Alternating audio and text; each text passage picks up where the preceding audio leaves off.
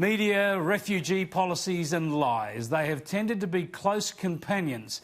And I've got another astonishing example for you. Look at this headline in the Sydney Morning Herald, which says a 4-year-old Sri Lankan girl will be taken to school on Christmas Island by armed guards. The same story and heading appeared in The Age, as you can see. It came from the wire service AAP and was written by Michael Doyle. The girl, Kapika, belongs to the family who were living in Billawaya in Queensland before being deported and are being held on Christmas Island awaiting the outcome of their appeal. But really, armed guards for a little girl? Sounds cruel, doesn't it? Sounds obscene. And it's not just the 9 media newspapers. This tweet from Margot Seville, who writes for the Crikey website, mocks Christian values as she repeats the claim about armed guards. Seville's tweet was in response to an SBS article about the issue, also based on Doyle's reporting for AAP and referring to armed guards for the first day of school. SBS has subsequently altered the headline and the story to remove the reference to armed guards, but there's no note about a correction or an apology. Prominent ABC host and journalist Emma Alberici seemed eager to believe all this and certainly didn't check the information when she retweeted it with her own comments. Would you like to play? Don't worry about the man with the gun following me around.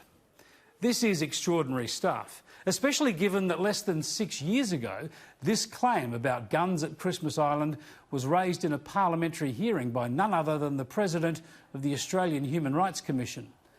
Gillian Trigg. You cannot get into any of the sections without going through armed guards, etc., etc. I don't need to do. They are have armed guards.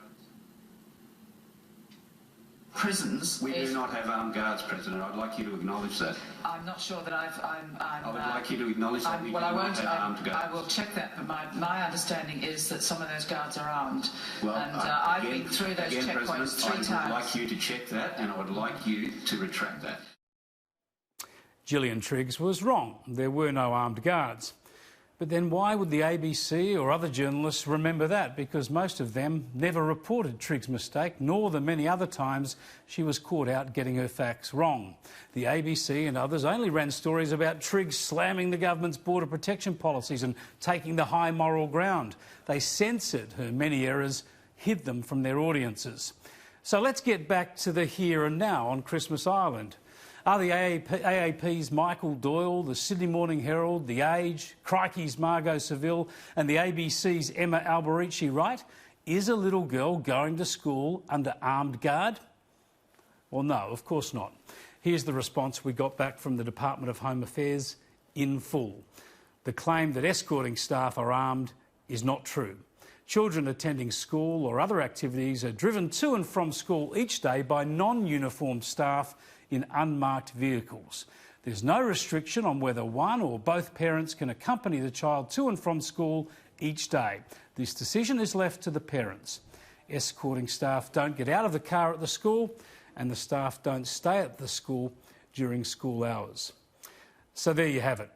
Just another lie from the media when it comes to refugee and border protection policies. We've had false claims from the ABC about our Navy torturing refugees. We've had rape claims on Nauru, aired by the ABC, that police investigations have found to be fake. We've had Gillian Triggs' false claims about firearms and prison-like conditions on Christmas Island.